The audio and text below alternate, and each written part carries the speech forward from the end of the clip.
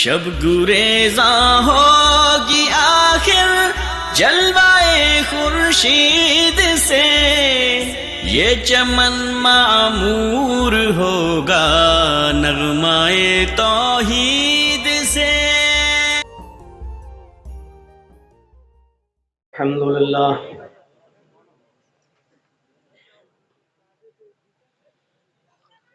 الحمدللہ نحمده ونستعینه ونستغفره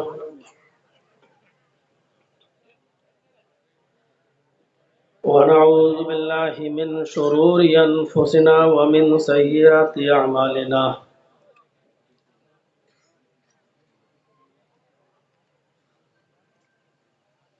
من يهده الله فلا مضل له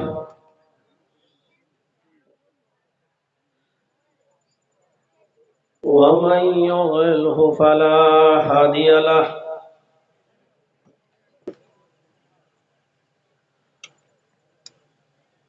وأشهد أن لا إله إلا الله وحده لا شريك له، وأشهد أن محمدا عبده ورسوله،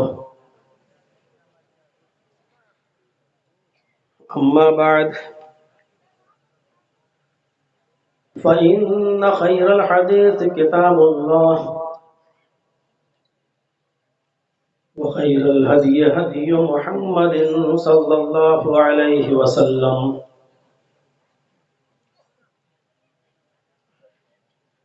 وشر الأمور محدثاتها وكل محدثة بدعة وكل بدعة ضلالة وكل ضلالة في النار۔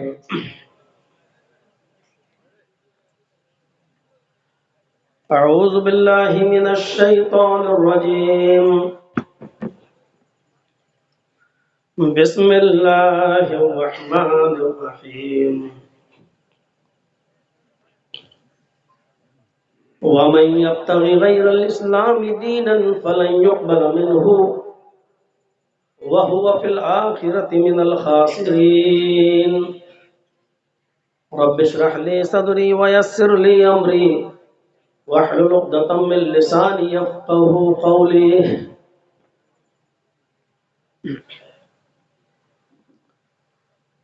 اس اجلاس کے عظیم صدر فضیلت الشیخ اصغر علی امام مہدی حفظہ اللہ، امیر مرکزی جمعیت اہل حدیث ہند،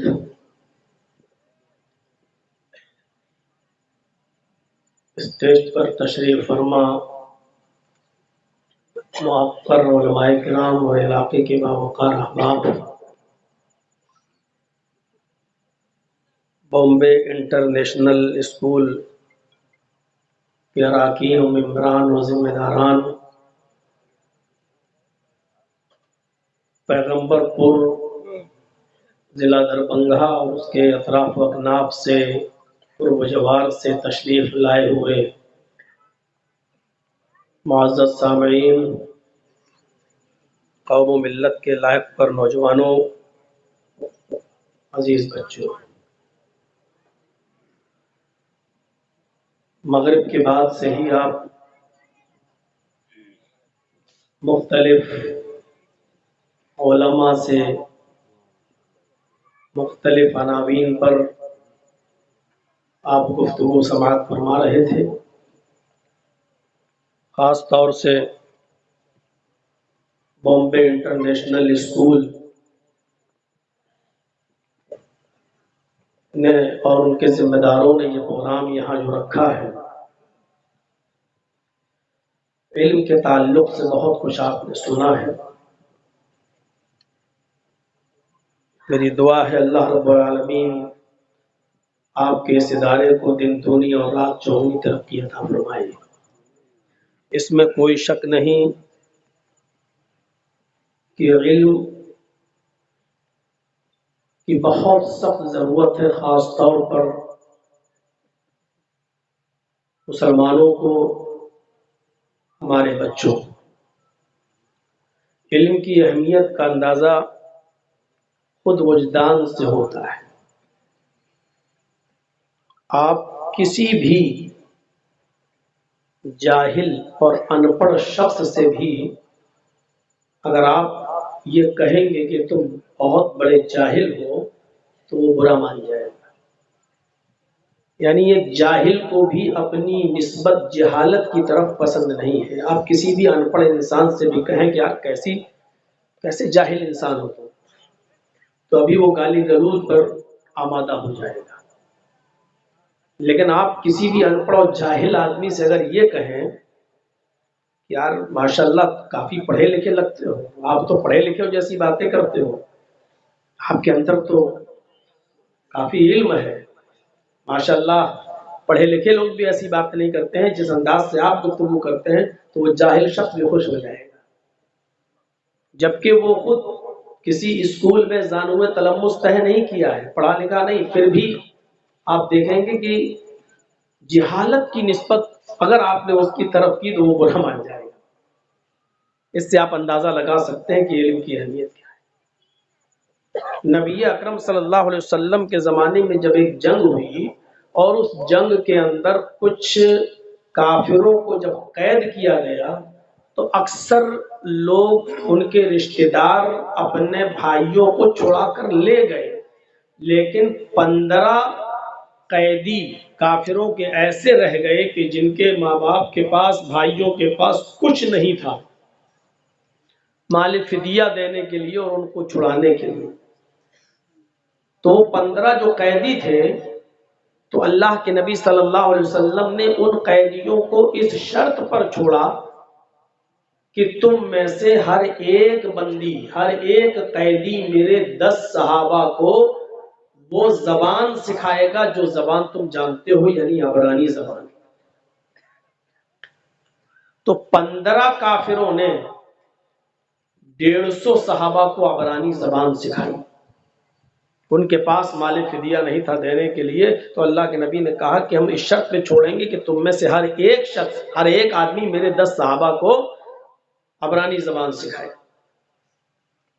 جب 150 صحابہ نے عبرانی زبان سیکھی تو اللہ کے نبی جناب محمد رسول اللہ صلی اللہ علیہ وسلم نے ان صحابہ کو ایسے مقامات پر اور ایسی جگہوں پر اور ایسی سٹیز میں اور شہروں میں بھیجا کہ جہاں کے لوگ عبرانی زبان جانتے تھے، اور آپ نے ان سے کہا کہ یہاں جا کر اب اسلام کی دعوت دو، اسلام کی تبلیغ کرو اور ان کو ان کی زبان میں سکھاؤ. تو پتہ یہ چلا کہ آج علم کی ضرورت ہے اور ہر زبان کو سیکھنے کی ضرورت ہے. مجھے یاد ہے جب علامہ احسان الہی ظہیر رحمت اللہ علیہ نے اپنی ایک تقریر کے اندر سن 1980 کے اندر ہونے والی لاہور کے اندر پاکستان میں کانفرنس ہوئی تھی، اس کانفرنس کا ذکر کیا تھا، اور اس کانفرنس کے اندر جو عالمی پیمانے پر ہوئی اس میں جو پاکستان کے غیر مسلم لوگ تھے، پنجابی لوگ، ان لوگوں کو جب پنجابی لینگویج میں، ان کی زبان میں جب قرآن کے ترجمے پیش کیے گئے اور وہ جب قرآن کو پڑھے اور قرآن کو پڑھنے کے بعد اسلام لائے، تو ان لوگوں نے اس کانفرنس میں علماء سے سوال کیا اور یہ پوچھا کہ یہ بتائیے کہ آپ نے قرآن کا ترجمہ تو اب کیا ہے ہماری زبان میں، ہم نے اب سمجھا ہے کہ قرآن کیا ہے اور ہم اسلام لائیں، لیکن یہ بتائیے کہ ہمارے ماں باپ جو حالت کفر میں مر گئے، جن تک ان کی زبان میں قرآن پہنچا ہی نہیں تھا اور عربی ہمیں آتی نہیں تھی، جب ہماری زبان میں قرآن پہنچا ہی نہیں اور انہوں نے سمجھا ہی نہیں اور وہ حالت کفر میں مر گئے، وہ جنت میں جائیں گے یا جہنم میں؟ اس سوال نے بڑے بڑے علماء کو میرے بھائیوں مبہوت کر دیا. وہ ششدر رہ گئے سوال سن کر کہ بھائی ان کی کیا غلطی ہے، ان کی زبان میں تو قرآن آپ نے ترجمہ ہی نہیں کیا، ان کی زبان میں آپ نے جب ٹرانسلیٹ ہی نہیں کیا تو وہ پڑھے نہیں، اس پڑھے نہیں تو سمجھے نہیں، وہ سمجھے نہیں تو ایمان نہیں لائے، تو ان کا کیا قصور؟ تو میرا مطلب یہ ہے کہ ہر زبان کو سیکھنے کی ضرورت ہے.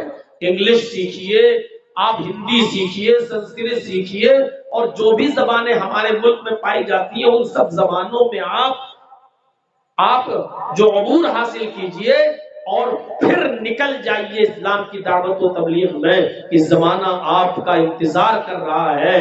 آج بھی میرے بھائیوں آپ ٹرینوں میں سفر کریں، میں تو کرتا ہوں، چلتا ہوں، آج بھی اگر کسی کو یہ پتا چل جائے کہ یہ شخص میرے مذہب کی کچھ باتیں جانتا ہے اور متاثر ہو، تو بڑی عزت کے ساتھ اس کو بٹھاتے ہیں، جگہ دیتے ہیں، کھلاتے اور پلاتے ہوئے لاتے ہیں۔ علم کی قدر کرنے والوں کی کمی نہیں ہے، ضرورت اس بات کی ہے کہ آپ کے پاس سلیقہ کیا ہے اور آپ کے پاس انداز کیا ہے بات کرنے کا، اور کس انداز سے آپ ان کا دل موڑتے ہیں اور ان کو اپنی طرف کھینچتے ہیں۔ تو دعا ہے اللہ رب العالمین سے کہ اس ادارے میں سے جو بچے پڑھ کے نکلے وہ دین کی خدمت کریں، ہر زبان میں دین کی خدمت کریں، اور الہ العالمین اس ادارے کو حسد سے محفوظ فرمائے اور دن دونی اور رات چوگنی ترقی عطا فرمائے۔ میرے پیارے ساتھیوں، میں نے قرآن کریم کی جو آیت پڑھی ہے، اسی آیت کی روشنی میں کچھ اسلام کی خصوصیات آپ کے سامنے رکھنا چاہتا ہوں۔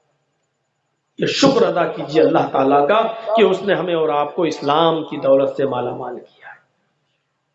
یہ اسلام ہی اللہ تبارک و تعالیٰ کی طرف سے اتارا ہوا دین ہے،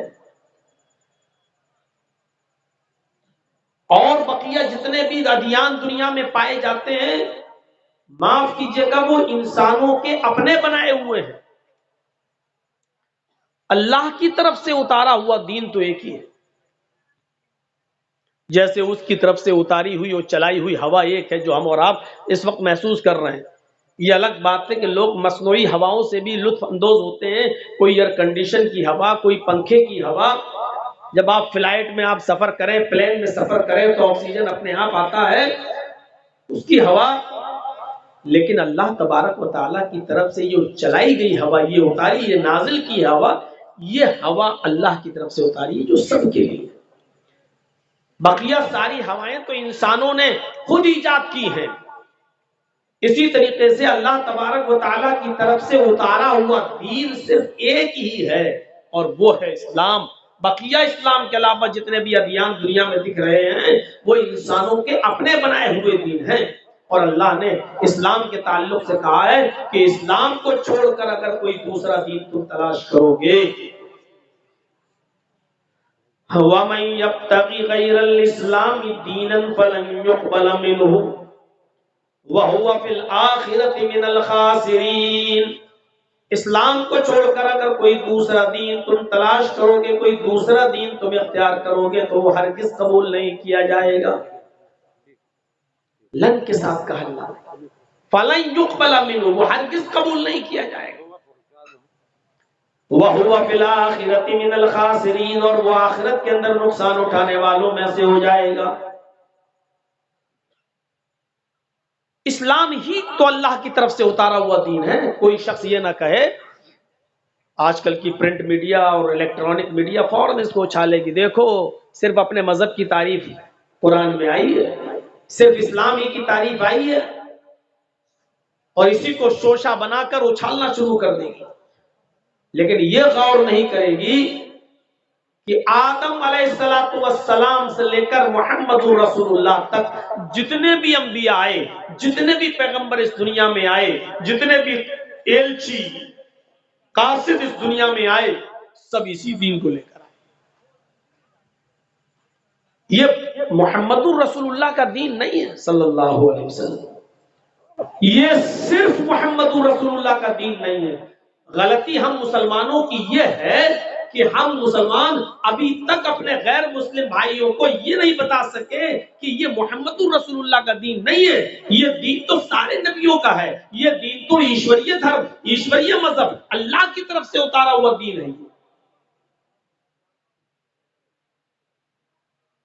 شرع لكم من الدين ما وصى به نوحا والذي أوحينا إليك وما وصينا به إبراهيم وموسى وعيسى أن أقيموا الدين۔ کتنے کلیئر لفظوں میں اللہ نے کہہ دیا محمد رسول اللہ کا دین نہیں ہے یہ۔ شرع لكم من الدين ما وصى به نوحا والذي أوحينا إليك، اے محمد صلی اللہ علیہ وسلم، ہم نے آپ کو کوئی نیا دین دے کر نہیں بھیجا، ہم نے آپ کو کوئی نیا اسلام کوئی نئی شریعت دے کر نہیں بھیجا، آپ کو اسی دین کے نفاذ کا حکم دیا گیا ہے جس دین کے نفاذ کا حکم نوح علیہ السلام کو دیا گیا تھا، جو شریعت نوح علیہ السلام لے کر گئے تھے، جو پیغام محمد نوح علیہ السلام نے لوگوں کو دیا۔ ہم نے نوح کو جو دین دے کر بھیجا تھا، جس کی وحی ہم نے آپ کی طرف کر دی، نوح علیہ السلام جو دین لے کر گئے وہی دین دے کر ہم نے آپ کو بھی بھیجا۔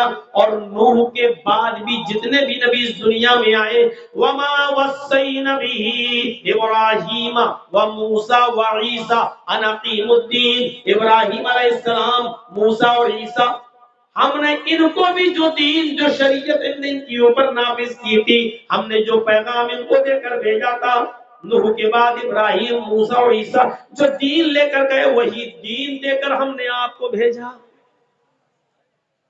کتنا کلیئر ہے، یعنی کوئی نیا دین نہیں ہے۔ اب غور کریے، نوح علیہ السلام سے جوڑا ہے، جو دین نوح لے کر گئے تھے۔ اور ہم پڑھیں، مطالعہ کریں تو نوح علیہ السلام کا بہت گہرا تعلق نکلے گا ہمارے ہندو بھائیوں سے، جن کو وہ منو کے نام سے یاد کرتے ہیں۔ اور منوسمرتی جب پڑھیں گے تو منو کے پتر کا، منو کے لڑکے کا ذکر اس میں آیا ہے جو پہاڑ کے اوپر چڑھ گیا تھا، اور منو نے اپنے پتر سے کہا تھا، ہے میرے پتر، میری کشتی، میری ناوکا میں، میری ناوکا میں آ جا، میری ناؤ میں بیٹھ جا، آج ایشوریہ پرکوپ کسی کو نہیں چھوڑے گا۔ لیکن منو کے پتر نے کہا کہ نہیں، میں پہاڑ پہ چڑھ گیا ہوں، پروت پہ چڑھ گیا ہوں، یہاں پر اللہ کا عذاب، ایشوریہ پرکوپ یہاں تک نہیں آئے گا۔ زمین سے پانی نکلا، منوسمرتی میں لکھا، دھرتی سے پانی اور آسمان سے بارش، نیچے سے بھی پانی، اوپر سے بھی پانی، اور پانی پہاڑ تک پہنچ گیا، اور منو کا پتر منو کے آنکھوں کے سامنے ڈوب کر مر گیا۔ یعنی منو اپنے پتر کو نہیں بچا سکے۔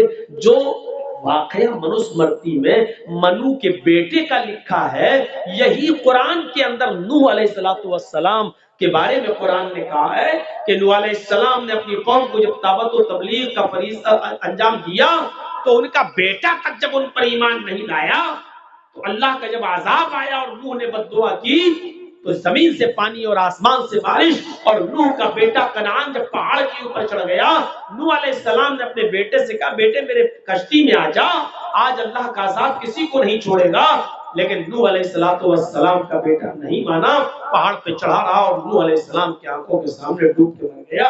جو واقعہ قرآن کریم نے نوح علیہ السلام کے تعلق سے پیش کیا ہے، وہی واقعہ منوسمرتی میں منو کے تعلق سے آیا ہے، سمجھ میں کتنا گہرا تعلق ہے۔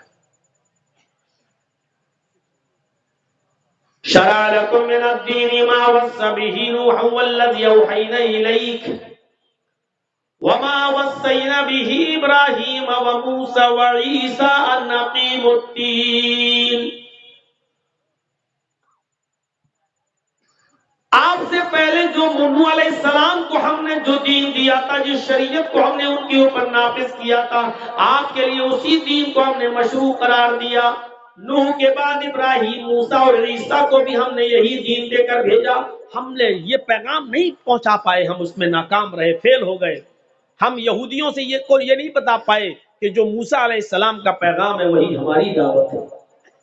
ہم عیسائیوں کو، کرسچن برادری کو یہ نہیں بتا پائے کہ جو عیسائیوں کی تعلیم ہے، جو عیسیٰ علیہ السلام لے کر آئے وہی ہمارے نبی محمد رسول اللہ۔ ہم کہاں تمہیں کوئی نیا دین دے رہے ہیں؟ ہم ہندو بھائیوں کو یہ نہیں بتا پائے کہ جو دین تمہارے کرشن جی نے اور رام چندر جی نے تمہیں دیا ہے، منو نے تمہیں دیا ہے، محمد رسول اللہ صلی اللہ علیہ وسلم اسی دین کو لے کر آئے۔ اسی لیے آپ دیکھ لیجئے، قرآن کی پہلی آیت میں نے آپ کے سامنے پڑھی ہے جس سے یہ ثابت ہو گیا کہ اسلام کوئی نیا دین نہیں ہے۔ اب دوسری آیت جو میں پڑھنے جا رہا ہوں اس سے یہ پتا چلے گا کہ دنیا میں جتنے بھی نبی آئے اور جن کو کتاب دی گئی ان سب کا کلمہ بھی ایک تھا۔ جب دین ایک تھا تو کلمہ بھی ایک تھا۔ اور اللہ تبارک و تعالیٰ نے نبی اکرم کی زبان سے اناؤنسمنٹ کروایا، اعلان کروایا قل یا اہل الکتاب تعالوا الى کلمۃ سواء بیننا وبینکم ان لا نعبد الا اللہ. کتنی صاف اور صریح تعلیم. آئے نبی کہہ دو کہ آئے اہل کتاب، آئے کتاب والو، آئے وہ لوگوں جن کو اسلامی کتابیں دی گئی ہیں، آسمانی کتابیں دی گئی ہیں، آئے تورات والو، آئے زبور والو، آئے انجیل والو، تعالوا الى کلمۃ سواء بیننا وبینکم، آؤ ایک ایسے کلمے کی طرف، سواء بیننا وبینکم، جو ہمارے اور تمہارے درمیان برابر ہے، جو ہمارے اور تمہارے درمیان سمان ہے، جو تمہارا بھی کلمہ اور ہمارا بھی کلمہ ہے. اس کلمے کو دیکھیے. نوح علیہ السلام جب اس دنیا میں آئے تو کلمہ پڑھا جاتا تھا لا الہ الا اللہ نوح رسول اللہ. موسیٰ علیہ السلام اس دنیا میں آئے تو کلمہ پڑھا جاتا تھا لا الہ الا اللہ موسیٰ رسول اللہ. عیسیٰ علیہ السلام اس دنیا میں آئے تو کلمہ پڑھا جاتا لا الہ الا اللہ عیسیٰ رسول اللہ. اور جب محمد رسول اللہ اس دنیا میں آئے تو اب کلمہ پڑھا جاتا ہے لا الہ الا اللہ محمد رسول اللہ. یہ کلمہ سب کے یہاں رہا. زبانیں بدل گئیں لیکن جو ٹیکسٹ بک ہے، جو دھارمک اور مذہبی کتابیں، ان میں یہ کلمے آج بھی موجود ہیں.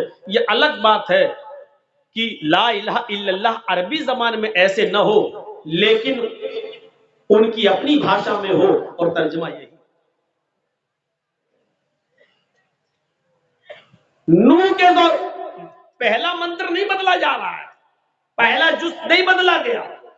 نوح کے زمانے میں بھی لا الہ الا اللہ، موسیٰ کے زمانے میں بھی لا الہ الا اللہ، عیسیٰ کے زمانے میں بھی لا الہ الا اللہ، اور محمد رسول اللہ کے پیریڈ میں آپ کے زمانے میں بھی لا الہ الا اللہ. وہ نبی کے اعتبار سے دوسرا جز بدلتا گیا، کبھی نوح رسول اللہ، کبھی موسیٰ رسول اللہ، کبھی عیسیٰ. جس زمانے میں جو رسول آیا دوسرا جز بدلا گیا لیکن لا الہ الا اللہ میں چینجنگ نہیں ہوئی. لا الہ الا اللہ میں کبھی تبدیلی نہیں ہوئی. اب لا الہ الا اللہ بھلے ہی اس انداز میں اولڈ ٹیسٹامنٹ میں یہودیوں کی کتاب میں نہ لکھا ہو تورات میں، لیکن یہ لکھا ہوا ہے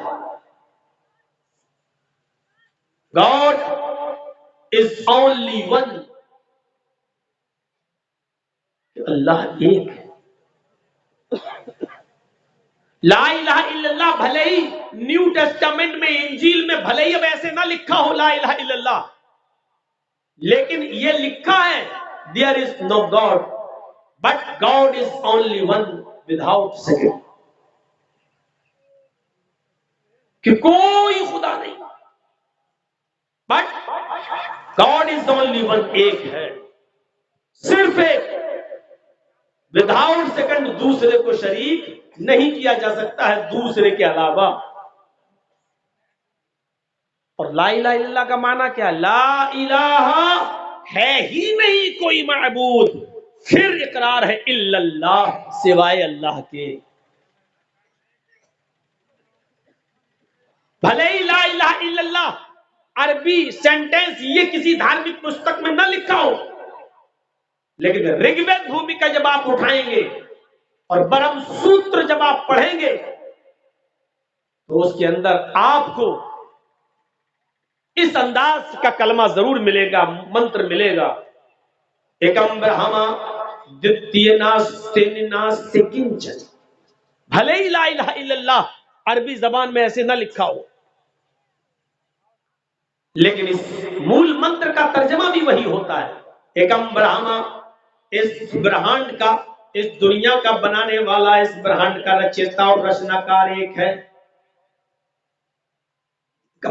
دتیہ ناستے، دوسرا نہیں ہے، بلکہ بڑے زوردار انداز میں کہا دتیہ ناستے نیہ ناستے کنچن. دوسرا نہیں ہے، نیہ بالکل نہیں ہے، ناچتے نہیں ہے، کنچن ذرا سا بھی نہیں۔ تعلیم وہی ہے، ہم اپنے غیر مسلم بھائیوں کو یہ بتانے میں ناکام رہے۔ اسی لیے وہ کہتے لو صاحب اسلام کی تعریف تو تم کرو گے ہی، کیونکہ وہ قرآن میں لکھا ہے نا، اور آپ اسلام کو مانتے ہو نا۔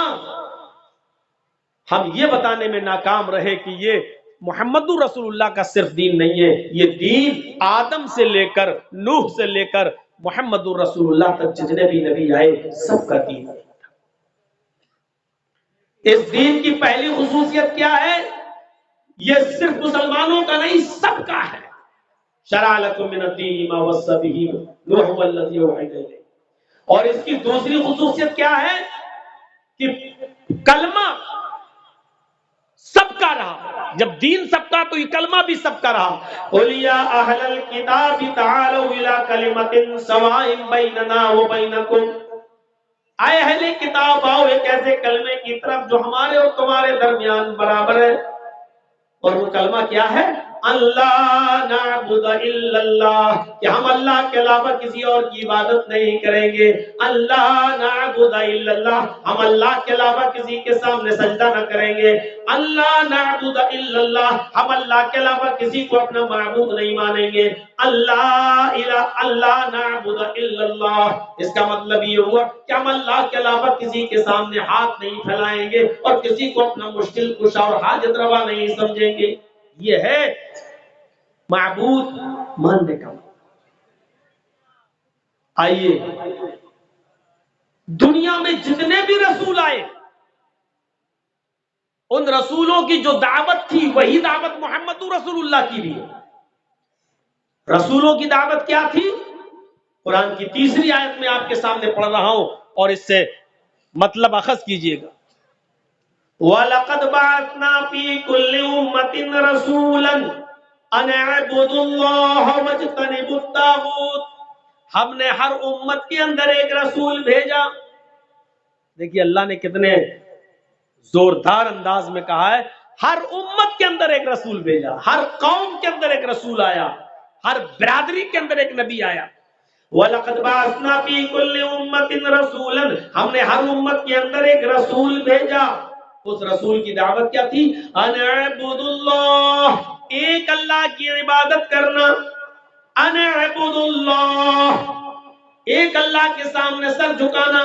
ان اعبدوا اللہ، ایک اللہ کی پرستش کرنا، ایک اللہ کی عبادت کرنا۔ واجتنبوا الطاغوت، اور طاغوت کی عبادت سے، طاغوت کی پوجا سے بچنا۔ طاغوت کس کو کہتے ہیں؟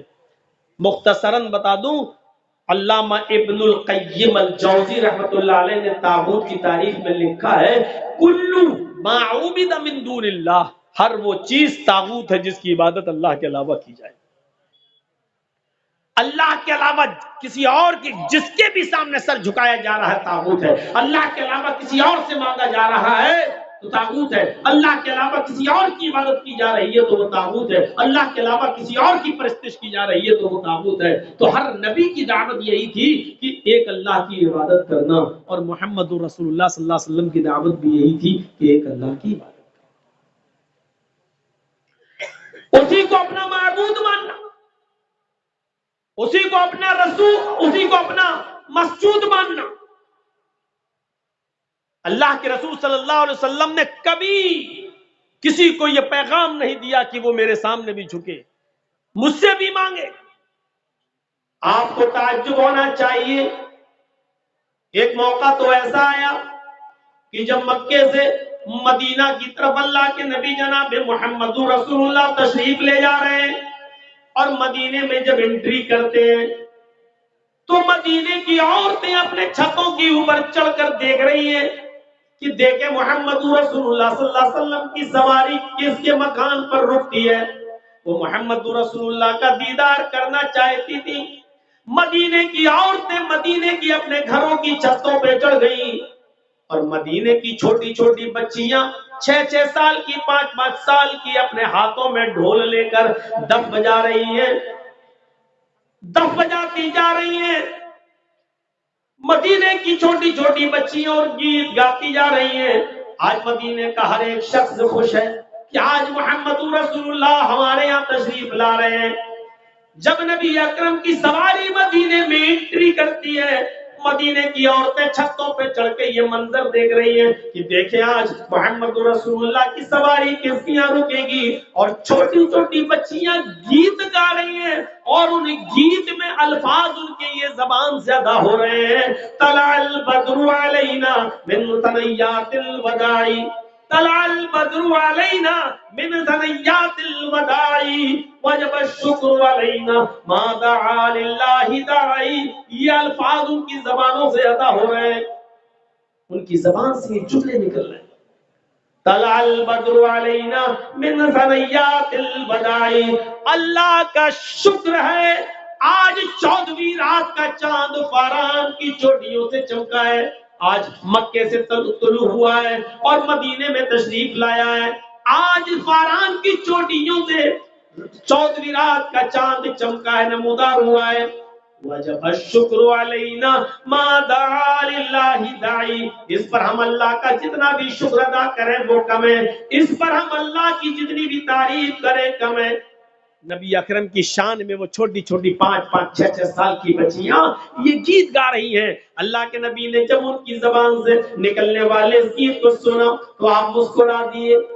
جب آپ مسکرائے اور مدینے کی چھوٹی چھوٹی بچیوں نے جب محمد رسول اللہ کو دیکھا تو ان کی زبان سے یہ جملہ بھی نکل گیا۔ ایک لڑکی چھوٹی سی بچی نے یہ جملہ اپنی زبان سے ادا کر دیا، وَفِينَا نَبِيٌّ يَعْلَمُ مَا فِي غَدٍ۔ آئے مدینے والوں، آج ہمارے درمیان ایک ایسے نبی تشریف لائے ہیں، آج ہمارے درمیان ایک ایسے پیغمبر آ گئے ہیں جو کل کی بات بھی جانتے ہیں، جو کل کا علم بھی رکھتے ہیں، کل کیا ہونے والا ان کو معلوم ہے۔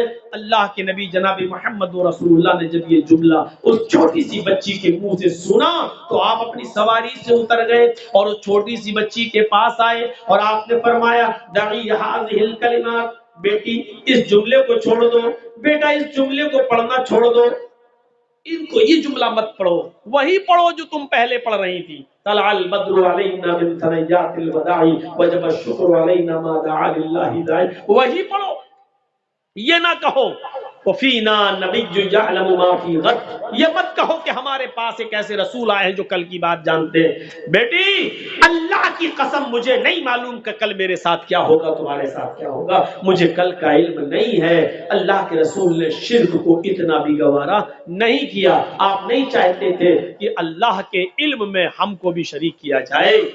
میرے بھائیوں، اس چھوٹی سی بچی کو بھی، چھوٹی چھوٹی بچیوں کے کپڑوں پہ کون نظر ڈالتا ہے، چھوٹی چھوٹی بچیوں کی حرکتوں پہ کون نظر ڈالتا ہے، لوگ کہتے ہیں بچی ہے، چھوٹی ہے، چلو کوئی بات نہیں۔ میرے بھائیوں، اللہ کے رسول بھی چاہتے تو اونٹنی سے آگے بڑھ سکتے تھے، نہیں بچی ہے کہہ دیا، لیکن نہیں، آپ اونٹنی سے اترے کیونکہ آپ جانتے تھے کہ اگر آج میں نے اس کو ٹوکا نہیں اور اس کے عقل میں اور دماغ میں اگر یہ بات بیٹھ گئی تو پھر بڑھاپے تک نہیں نکلے گی، کیونکہ بچوں کو جو شروع میں پڑھایا اور بتایا جاتا ہے میرے بھائی، جو وہ بڑھاپے تک ان کی عقل میں پیوست رہتا ہے۔ جب بڑے ہونے کے بعد ان کو کہا جائے کہ یہ کام چھوڑو تو کیا کہتے ہیں وہ لوگ، ارے ایسے کیسے چھوڑ دیں، ہم اپنے باپ دادا کے زمانے سے کرتے چلے آ رہے ہیں، باپ دادا کو ہم نے ایسے ہی کرتے ہوئے دیکھا ہے، بڑا مشکل ہو جاتا ہے کسی چیز کو چھوڑوانا۔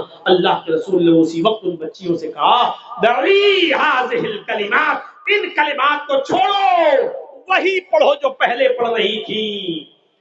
اللہ کی قسم مجھے نہیں معلوم کہ کل میرے اور تمہارے ساتھ کیا معاملہ کیا جائے۔ یہ اسلام کی خصوصیت ہے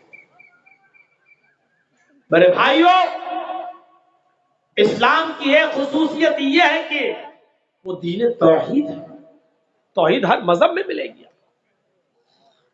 یہودیت میں توحید، عیسائیت میں توحید، ہندو بھائیوں میں توحید، لیکن ساتھ میں شرک بھی ہے۔ جو عیسائیت یہ کہتی ہو there is no God، اللہ کے علاوہ کوئی معبود نہیں ہے، اور اسی عیسائیت میں یہ لکھا ہوا ہو کہ عیسیٰ اور مریم اور اللہ یہ تینوں ایک اور ایک تین، 1/3 3/1، ایک تین میں ڈیوائڈ، تین ایک میں، یعنی اللہ ہی عیسیٰ ہے، اللہ ہی مریم ہے۔ عیسیٰ ہی اللہ ہے، عیسیٰ ہی مریم ہے، مریم ہی اللہ ہے، مریم ہی عیسیٰ ہے، یہ عقیدہ ہو جس کا۔ عیسائیت میں یہ ہے دیئر از نو گاڈ، کوئی خدا نہیں اللہ کے علاوہ، لیکن اسی عیسائیت میں شرک بھی ہے، اور شرک کیا ہے؟ وہ اللہ ہی کو عیسیٰ اور اللہ ہی کو مریم بھی مانتے ہیں، وہ عیسیٰ ہی کو اللہ اور عیسیٰ ہی کو مریم مانتے ہیں، وہ مریم ہی کو اللہ اور مریم ہی کو عیسیٰ بھی مانتے ہیں، ایک کو تین اور تین کو ایک۔ عیسائیوں کا ایک بہت بڑا طبقہ اس عقیدے کا حامل ہے۔ یہودیوں میں چلے جاؤ تو عزیر علیہ السلام کو اللہ کا بیٹا مانتے ہیں۔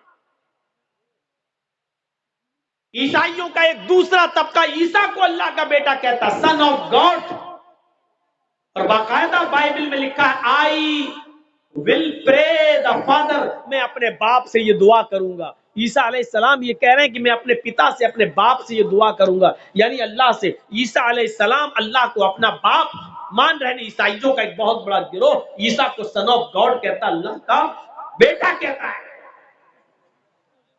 ہمارے ہندو بھائیوں میں بھی 33 کروڑ دیوی دیوتا ہیں، جہاں یہ لکھا ہو ایکم برہما دتیہ ناستے، ایک ہی برہما ہے دوسرا نہیں، ایک ہی برہن کا رچیتا اور رچناکار، ماسٹر آف ورلڈ، ایک کریٹر آف یونیورس ایک ہی ہے دوسرا نہیں۔ جہاں اتنی بڑی توحید ہو وہاں یہ بھی لکھا ہے کہ 33 کروڑ دیوی دیوتا ہے۔ تو یچتیو یو پممہ نستسما دیوی شوریریشا، یجروید کے اس منتر کو دیکھی جہاں یہ لکھا ہو اسی سے مانگو وہی سب کچھ دینے والا ہے۔ یچتیو یو پممہ، اسی سے مانگو وہی سب کچھ دینے والا ہے۔ نستسما دیوی شوریریشا، اس کے علاوہ کوئی بھی دیوی دیوتا تمہیں کچھ نہیں دے سکتا۔ جہاں اتنی بڑی توحید ہو ویدوں کے اندر، وہاں یہ بھی ہو کہ تمہارے 33 کروڑ دیوی دیوتا ہیں، روزانہ ایک دیوی کو یا ایک دیوتا کو آپ خوش کر سکتے ہو، اور 33 کروڑ کو کرنا ضروری ہے، سب کو خوش کرو۔ اور یہ بھی کہا ایک دن میں ایک ہی ہوگا، دو نہیں ہو سکتے، اور ایک بھی اگر ناخوش رہا، اپرسن رہا، تو زندگی بھر کی تپسیا بھنگ، زندگی بھر کی عبادت بیکار۔ اب آپ بتائیے 33 کروڑ دیوی دیوتاؤں کو خوش کرنے کے لیے کتنا سمے چاہیے، کتنے دن چاہیے؟ 33 کروڑ۔ ایک دن میں ایک خوش ہوگا، ایک دن میں دو نہیں ہو سکتے، تو 33 کروڑ دن چاہیے 33 کروڑ دیوی دیوتاؤں کو خوش کرنے کے لیے۔ انسان کے پاس اتنا سمے کہاں ہے کہ وہ 33 کروڑ دن تک زندہ رہ سکے اور 33 کروڑ دیوی دیوتاؤں کو خوش کر سکے۔ قرآن کریم توحید سے بھرا ہوا، توحید کی دعوت دیتے ہوئے کہتا قل هو اللہ احد، اے نبی کہہ دو کہ اللہ ایک ہے، اللہ الصمد، وہ بے نیاز ہے، لم یلد ولم یولد، اسی پر پوری توحید ٹکی ہوئی ہے۔ لم یلد ولم یولد، اس نے کسی کو نہیں جنا اور نہ وہ جنا گیا ہے، یعنی اس کو بھی کسی نے نہیں جنا، نہ اس نے کسی کو پیدا کیا نہ اس کو کسی نے پیدا کیا۔ لم یلد ولم یولد، نہ وہ کسی کا بیٹا ہے نہ اس کا کوئی بیٹا ہے۔ لم یلد، نہ اس نے کسی کو جنا، یعنی نہ وہ کسی کا باپ ہے، ولم یولد، نہ وہ جنا گیا، یعنی نہ وہ کسی کا بیٹا ہے، نہ اس کا باپ ہے نہ اس کا بیٹا ہے نہ اس کی بیوی ہے۔ یہ توحید ہے خالص،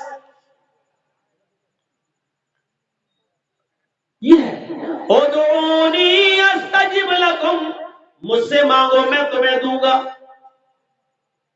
لا تدعو من دون اللہ ما لا ينفعک ولا يضرک فإن فعلت فإنک اذا من الظالمین۔ اللہ کو چھوڑ کر تم کسی ایسی ہستی کو مت پکارو، اللہ کو چھوڑ کر تم کسی ایسی ہستی کی عبادت نہ کرو، کسی کو اپنی حاجت روائی و مشکل کشائی کے لیے مت پکارو۔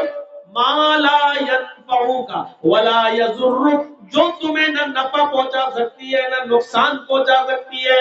ما لا ينفعک ولا يضرک، جو تمہیں نہ نفع دے سکتی ہے نہ نقصان پہنچا سکتی ہے. ما لا ينفعک ولا یضرک، جو تمہیں نہ نفع دے سکتا ہے نہ نقصان پہنچا سکتا ہے. فإن فعلت فإنک إذا من الظالمین، اگر تو ایسا کرے گا تو ظالموں میں لکھا جائے گا. فإن فعلت فإنک إذا من الظالمین، اگر تو اللہ کو چھوڑ کر کسی اور سے مدد طلب کرے گا، مانگے گا، پکارے گا تو تو ظالم کہلائے گا. یہی توحید ہے. اسلام کی خصوصیت یہ ہے کہ یہ دین توحید ہے. دوسری خصوصیت یہ ہے کہ رسالت کا صحیح تصور اسلام نے پیش کیا ہے. دنیا میں جتنے بھی مذاہب ہیں، کسی بھی مذہب کے مذہبی انسان مذہب کو اٹھا کر دیکھ لو، وہ کس کو مانتے؟ جس کو بھی مانتے ہیں انہوں نے اس کو انسان ہی نہیں رہنے دیا. کوئی ایک مذہب اٹھا دو، کوئی ایک دھرم. گوتم بدھ کے ماننے والوں نے، آپ چلے جائیے نیپال لمبنی میں گیا ہوں. گوتم بدھ کا مندر، مجھے جب میرا پروگرام تھا لوگ مجھے گھمانے کے لیے لے گئے، مجھے دکھایا. گوتم بدھ میں کے مورتی کے نیچے وہ لکھا ہوا ہے بدھ بھگوان. وہ گوتم بدھ، وہ گوتم جو اپنے سچائی کی تلاش میں نکلے، اپنی بیوی کو چھوڑا، اپنے بیٹے راہل کو چھوڑا اور سچائی کی تلاش میں جنگلوں میں نکل گئے. لکڑیاں چبا چبا کر جنگل میں گھومتے رہے اور اپنی پرورش کرتے رہے اور سچائی کی تلاش میں رہے. جو ایک انسان تھے، لیکن ان کے ماننے والوں نے انسانیت کے درجے سے ان کو نکال کر بھگوان کا درجہ دے دیا. اور آج گوتم بدھ کے مندر پر آپ دیکھیں گے لکھا ہوگا بدھ بھگوان. بہت دور مت جائیے، دلی چلے جائیے، سکھوں کے گردوارے میں چلے جائیے. آپ چاندنی چوک پر جہاں گرو نانک جی کی مورتی بنی ہوئی ہے، آپ اندر جائیں گے تو آپ کے سر پہ وہ لوگ رومال رکھ دیں گے، کچھ کپڑا رکھ دیں گے اور کہیں گے کہ اب جائیے. آپ کوئی بھی جا سکتا ہے وہاں، لیکن ان کے جو قانون ہے اس کو فالو کرنا پڑے گا. سر پہ کچھ کپڑا اپنا رکھ کے، رومال وغیرہ رکھ کے آپ جا سکتے ہیں. میں نے دیکھا ہے میرے بھائیوں، آج بھی گرو نانک کی مورتی پر لکھا ہے نانک بھگوان. وہ گرو نانک. جب آپ گرو گرنتھ پڑھیں گے تو گرو نانک کا ایک واقعہ گرو گرنتھ میں آپ کو ملے گا ایک مسلمان کے تعلق سے، کہ بہت کنجوس اور بخیل ایک مسلمان تھا. چمڑی چلی جائے دمڑی نہ جائے، 1 روپیہ نہیں دے گا اس کے بدلے میں، چاہے اس کی چمڑی ادھیڑ لی جائے. لگتا ہے ایسا شخص کھانے میں اگر مکھی بھی گر جائے تو نکال کے پھینکتا نہیں ہوگا، پہلے چوستا ہوگا پھر پھینکتا ہوگا. اتنا کنجوس بخیل مسلمان. جب نانک جی کو پتا چلا، یہ گرو گرنتھ میں لکھا ہے ان کی کتاب میں، جب ان کو پتا چلا ہے تو گرو نانک اس کے پاس ایک سوئی لے کر گئے. وہ سوئی جو کپڑا سلتے ہیں جس سے ہم لوگ، ایک چھوٹی سی سوئی اس کے پاس لے کر گئے اور گرو نانک نے اس مسلمان آدمی سے کہا کہ میرے بھائی، میں یہ چھوٹی سی سوئی لے کر آیا ہوں. اس نے بڑی عزت کی اس گرو نانک کی اور کہا یہ بیٹھیے. اس نے ناشتہ پانی چائے جو بھی اس دور میں چلتا تھا اس نے کھلایا پلایا، اور اس گرو نانک نے چلتے وقت اس مسلمان کو سوئی دی اور سوئی دے کر کہا یہ آج رکھ لیجئے، میں آپ کے پاس امانت کے طور پہ رکھ رہا ہوں، یہ سوئی آج رکھ لینا اپنے پاس سنبھال کر، اور میں جا رہا ہوں. تمہارے دھرم میں تمہارا عقیدہ یہ کہ ایک دن انسان مرے گا، پھر دوبارہ اس کو اٹھایا جائے گا، قیامت کے دن اس کا حساب و کتاب ہوگا. مسلمان نے کہا جی ہاں. فرمایا بس یہ سوئی کو تم ابھی رکھ لو، اپنے بیٹوں کو بھی نصیحت کر دو کہ جب تم مرو تو یہ سوئی بھی تمہارے ساتھ تمہاری قبر تک پہنچا دیں. کل قیامت کے دن جب اٹھو اور جب اللہ تمہارا حساب و کتاب لے تو یہ سوئی مجھے کل قیامت کے دن دے دینا. وہ مسلمان کہنے لگا آپ کا دماغ تو نہیں خراب ہے؟ بھلا یہ سوئی لے کر کوئی اوپر جائے گا؟ ہے؟